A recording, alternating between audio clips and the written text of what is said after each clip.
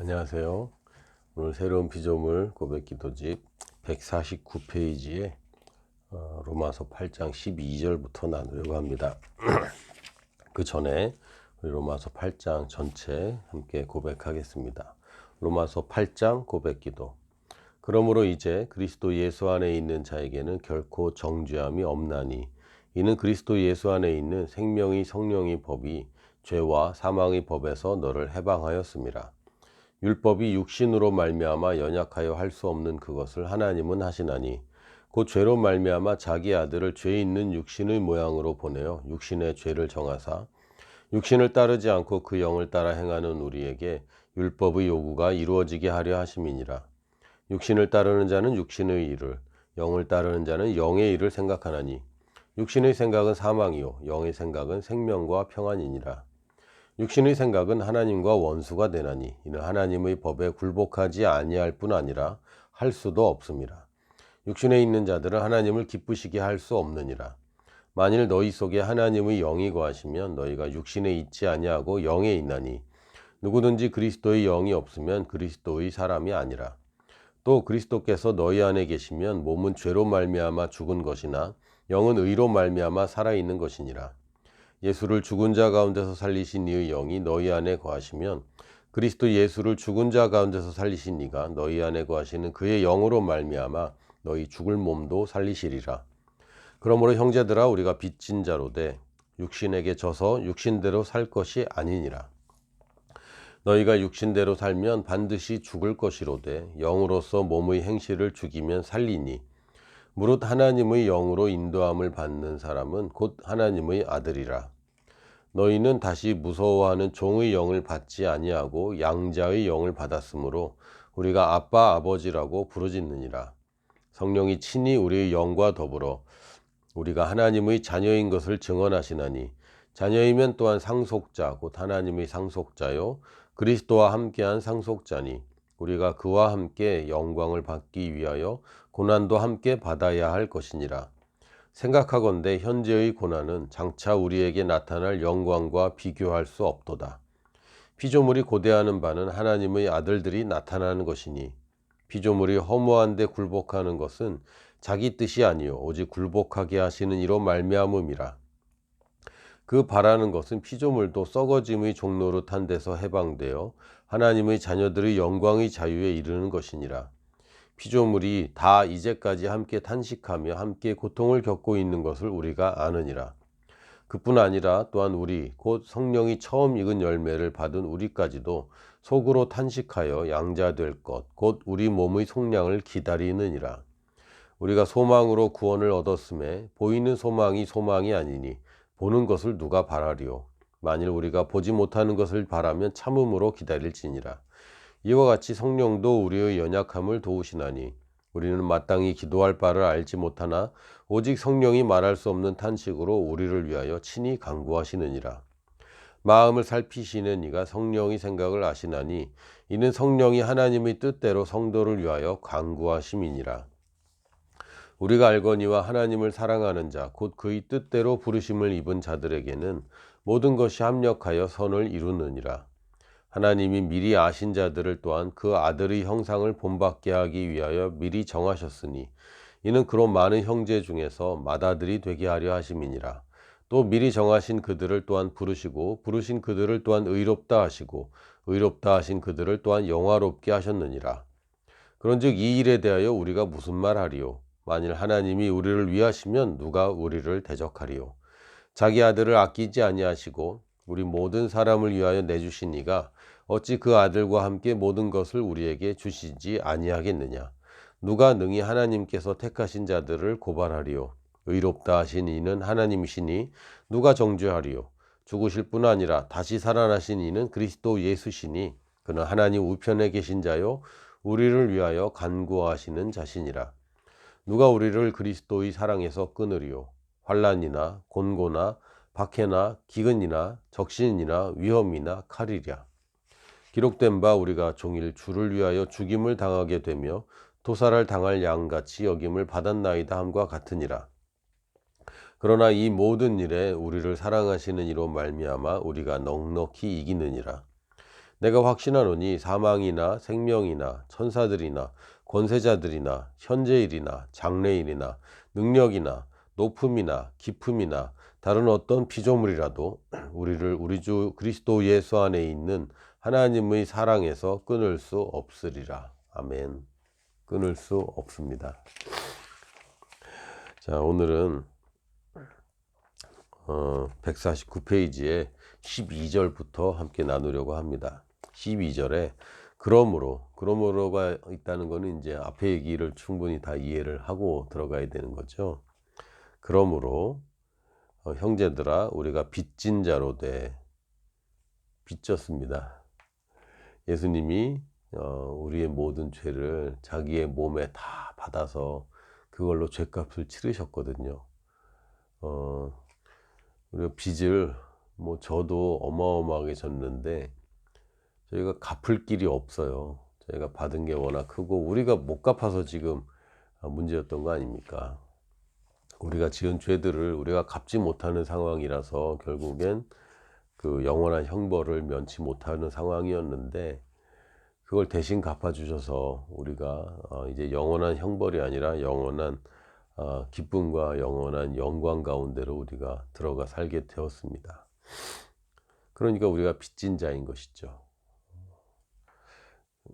지난번에도 잠깐 언급했지만 우리 지금 70억 다 합쳐도 예수님보다 못해요.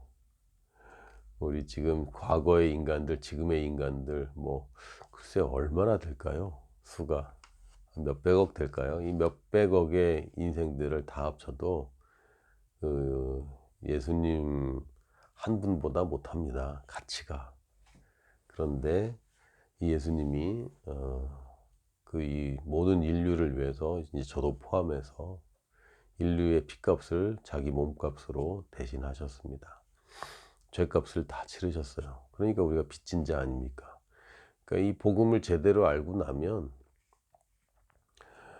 헌신할 수밖에 없어요. 이 가치와 의미를 알고 나면 헌신이라는 것이 마치 대단한 거 드리는 것 같지만 이건 틀렸구나. 이건 이렇게 가면 사망이구나. 육신을 따라 살면 이거는 사망이구나. 생명과 평안의 길로 가야 되겠다. 이게 이제 헌신으로 사람들이 자꾸 얘기하는 겁니다. 자기들이 볼 때는 저 대단한 것 같거든. 근데 별로 대단한 게 아니에요. 내가 누구인지를 정확하게 알고 내가 진 빚을 예수님이 갚아주셨다. 그러니까 빚진 거죠. 이 빚진 것이 얼마나 대단한 건지 알고 나면 중요한 게 뭐가 있어요. 아무것도 아닙니다. 세상에 부귀 영화 저 같은 사람도 그거 누려본 적도 없고 그거 누린다고 해서 그래서 어떻게 하라고.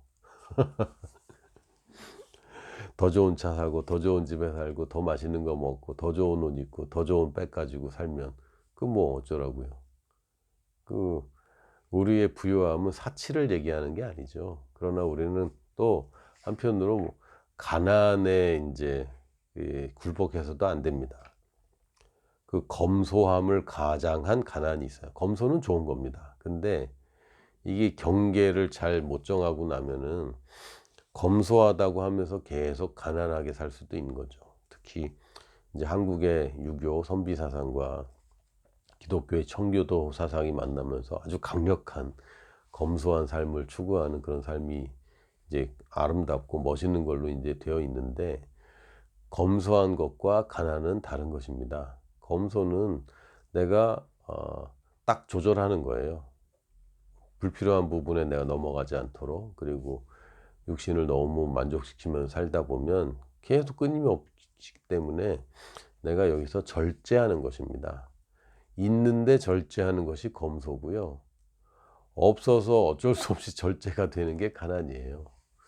부유하지만 검소할 수 있는 것인데 가난하면 검소할 수가 없어요. 가난한 자들은 검소할 수 없습니다. 근데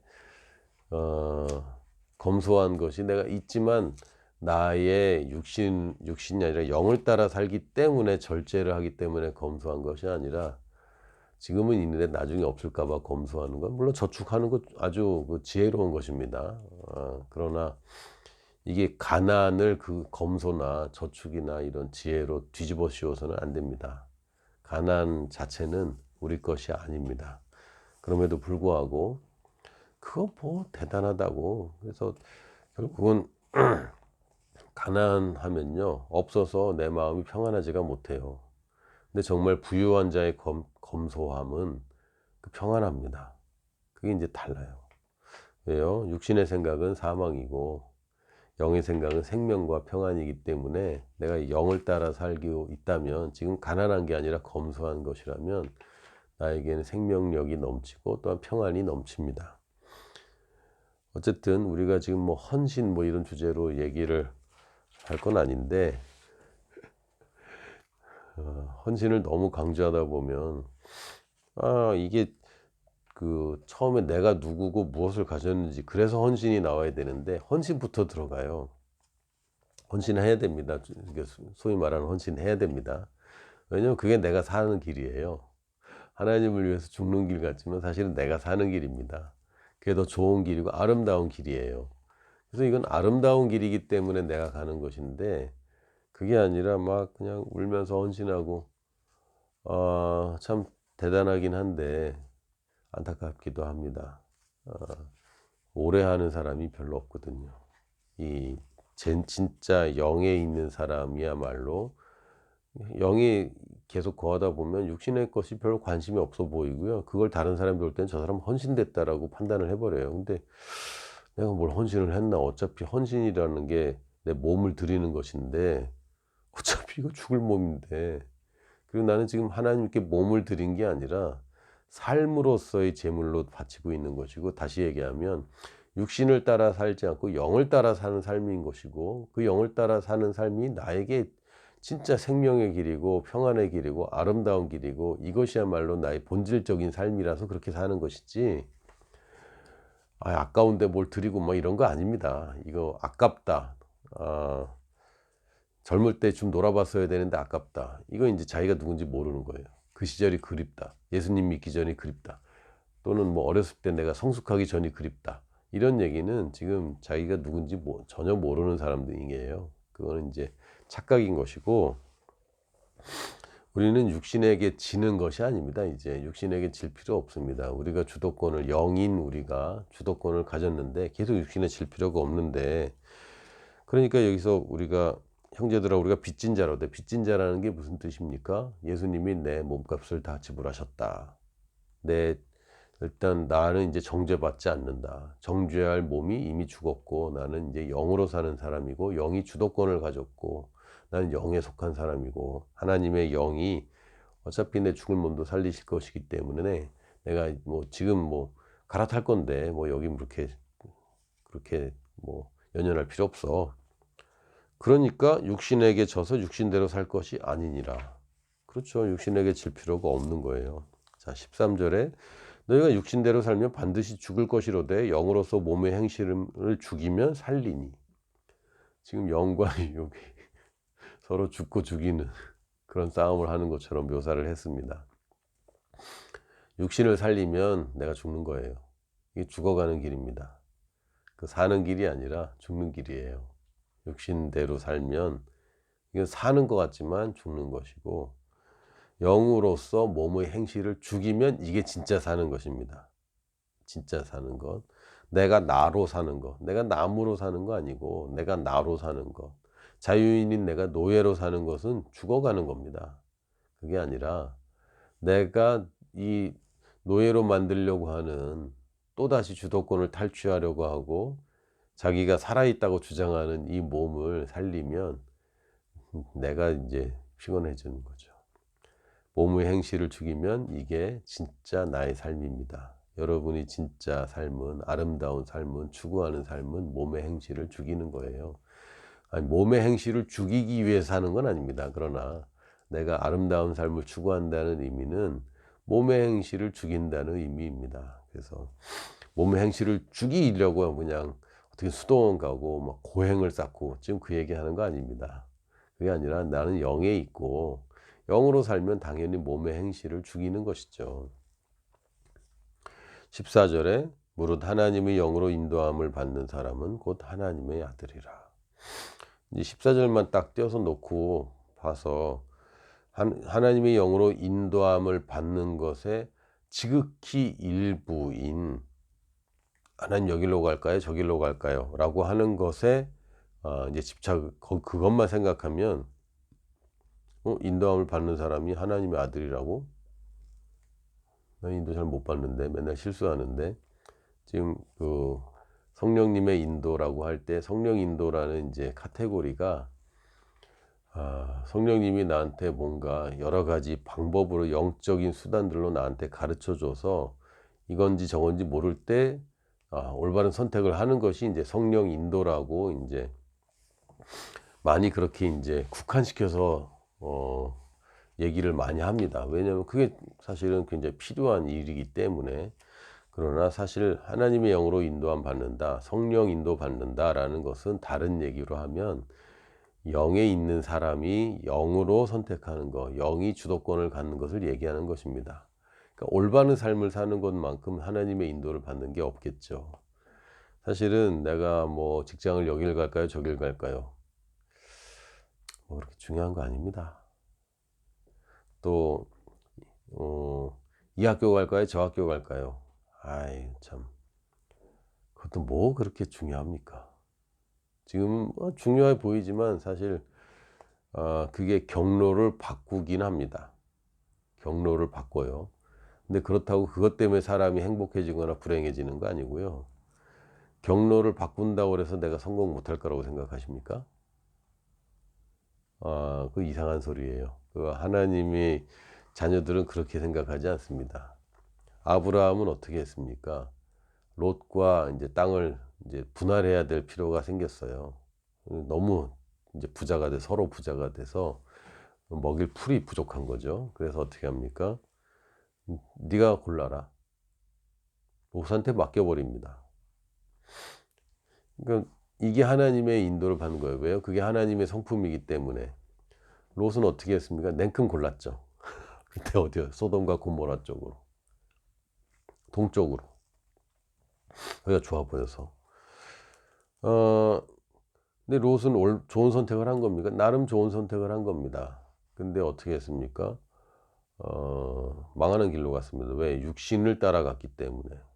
아브라함은 영을 따라갔습니다. 영을 따라간 게 뭐죠? 성령 인도를 잘 받아서 어느 땅이 좋은 땅인지 동서남북 중에 하나를 성령님 인도해 주시옵소서 인도받아서 그 땅에서 역시 인도를 잘 받았어. 이게 아브라함이 인도받은 방식이 아니고요. 나는 주는 삶을 살고 하나님이 나에게 복 주셨으므로 나는 복의 통로가 되어서 난 롯에게 줄 수 있는 건 최고를 주고 싶고 이 아이에게 선택을 하도록 맡기고 싶다. 이게 영을 따라 사는 거죠. 물론 아브라함이 어떤 마음이었는지 모르겠지만 어쨌든 멋있지 않습니까? 큰아버지가 조카한테 야 네가 먼저 좋은 딸 선택하면 나머지를 내가 하지 마. 네가 동쪽으로 가면 내가 서쪽으로 가고 서쪽으로 가면 동쪽으로 내가 동쪽으로 가서 우리 서로 이제 좀 떨어지어서 충분한 풀을 먹이면 살겠다. 근데 네가 먼저 선택해라. 이게 성령 인도 받은 것입니다. 이게 하나님의 영으로 인도함을 받은 것이 뭡니까? 양보하라는 인도예요. 둘 중에 뭘 선택할까가 아니라 양보가 성령님의 인도였던 거죠. 그래서 아브라함이 잘못됐습니까? 그래서 고생했습니까? 아니요. 하나님 그 직후에 바로 나타나셔서 내가 너에게 동서남북을 다 줬다. 사실은 롯은 동쪽이 자기 거라고 생각했는데 아니었어요. 아브라함 것이었습니다.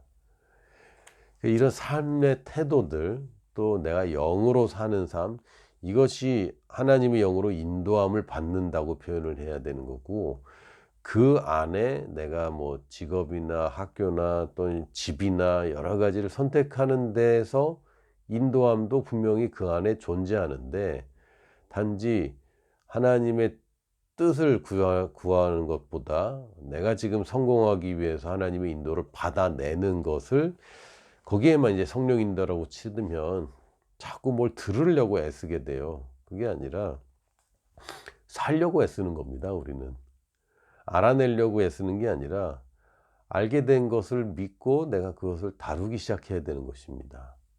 그래서 여러분이 아브라함처럼 이 직장 저 직장 어느 직장이 더 좋을 것인가, 물론 기도하십시오. 인도받는 게, 그 어디로 갈까 인도받는 게 나쁘다는 얘기가 아니라 그것은 그 일부분이고 더 큰 것이 있어요. 그리고 그것이 여러분 인생에 치명적으로 중요하지 않습니다. 여러분의 성공과 또는 실패 또는 행복과 불행은 내가 영을 따라 사느냐 육을 따라 사느냐에 달려 있지, 어떤 직장을 가느냐 거기에 여러분의 인생이 달려 있는 것이 아닙니다. 왜요? 모든 것이 합력하여 선을 이루기 때문에 걱정 안 하셔도 됩니다. 최선을 다해서 인도를 잘 받으십시오. 그러나 그것 때문에 내 인생이 망쳐졌고 그때 선택을 잘못해서 뭐가 됐고, 아니요. 영으로 인도 안 받고 영을 따라 사는 사람은 상황과 상관이 없어요. 상황과 그냥 그렇구나 하는 거예요. 그 상황과 상관이 없어요. 요셉은 총리가 되기로 하나님이 계획 세워놨습니다. 보디발의 집에 가도 뭐 노예로 팔려가도 감옥에 가도 딱히 더 잘 됐죠. 총리로 가는 가장 빠른 길로 요셉은 가고 있었을 뿐입니다. 우리가 생각하기에 지나온 날들에 성령 인도를 잘못 받아서 잘못된 선택을 했다. 그것 때문에 여러분 인생이 망쳐졌다고 생각합니까? 아닙니다. 지금 내가 누구인지를 헷갈리기 때문에 지금 인생이 괴로운 것이고, 하나님이 주셨다고 했는데 내가 받은 것으로 지금 믿음으로 취하지 못한 부분 때문에, 그것 때문에 지금 인생이 궁핍한 것이지, 여러분이 과거에 선택을 잘못했다, 그것 때문에 여러분의 앞날의 인생이 망쳐지는 것은 절대 아닙니다. 무릇 하나님의 영으로 인도함을 받는 사람, 즉 영으로 사는 사람, 단지 성령 인도 잘 받아서 꿈이나 환상이나 이런 걸로 A냐 B냐 이 선택하는 것, 이 좁은 의미의 성령 인도뿐만 아니라 그것도 포함해서 내가 영으로 사는 삶, 영으로 사는 사람은 그 사람이 곧 하나님의 아들이지. 그게 하나님 아들이야. 하나님 아들은 이렇게 살아. 하나님 아들은 저희 부모님이 좋아하는 음식을 제가 좋아하듯이, 부모님의 성품을 제가 따르듯이, 저는 아버지 좋아하는 거 따라 사는 겁니다. 그게 아들이 사는 삶이에요. 영으로 인도함 받는 게, 하나님의 아들은 그렇게 삽니다. 육을 따라 사는 거, 그거는 하나님의 원수들이나 그렇게 사는 것이고 하나님의 종들이나 그렇게 사는 것이지, 하나님의 아들은 영을 따라 사는 사람입니다. 가끔 보면 이제 주변 사람들이 저한테 저희 자녀들을 보면서 야, 이렇게 말투가 목사님이랑 똑같냐고 그래요. 내가 볼 땐 아닌데, 근데 말하는 게 똑같대요. 심지어는 목소리가, 아들들은 이제 전화로 걸어보면 목소리가 아버지랑 비슷하다고 또 그럽니다. 그렇게 사는 거예요. 왜? 아버지의 성향이 그렇고 아버지의 삶이 그렇기 때문에 나도 우리 아버지랑 같은 성향을 가졌고, 또 예수 그리스도의 삶이 내 삶의 모델입니다. 저렇게 사는 게 맞는 것이고 저렇게 사는 게 아름다운 것이죠. 왜요? 우리 빚진 자 아닙니까? 예수님이 그렇게 살아서 내가 지금 이 혜택을 누리는데, 그 예수님이 가장 높은 영광의 자리에 앉으셨는데, 저렇게 사는 게 가장 영화롭게 되는 거구나, 우리가 봤잖아요. 그럼 우리도 이제 저렇게 사는 게 제일 좋은 거야. 내 영으로 살아야 돼. 육신을 따라 살면 죽는 거야. 영으로 사는 것이 사는 것이고, 이게 하나님의 아들인 내가 사는 방식이야. 나는 하나님의 영으로 인도받는 사람이야 라고 하는 것이 맞습니다. 이렇게 인도함을 받으면 하나님의 아들이 된다는 얘기가 아니라, 인도함 받는 사람이 하나님 아들이야. 하나님 아들은 이렇게 살아, 이런 표현입니다. 12절부터 14절까지 한 번 더 고백하고 오늘 마치도록 하겠습니다. 그러므로 형제들아, 우리가 빚진 자로 돼 육신에게 져서 육신대로 살 것이 아니니라. 너희가 육신대로 살면 반드시 죽을 것이로되 영으로서 몸의 행실을 죽이면 살리니, 무릇 하나님의 영으로 인도함을 받는 사람은 곧 하나님의 아들이라. 아멘. 우리는 이렇게 삽니다. 영으로, 영이 지배하는 삶을 살고 영이 인도하는 대로 결정하는 영으로 인도함 받는 사람입니다. 우리는 그런 사람이에요. 그런 사람은 예수님처럼 살아요. 할렐루야. 내일 또 만나요.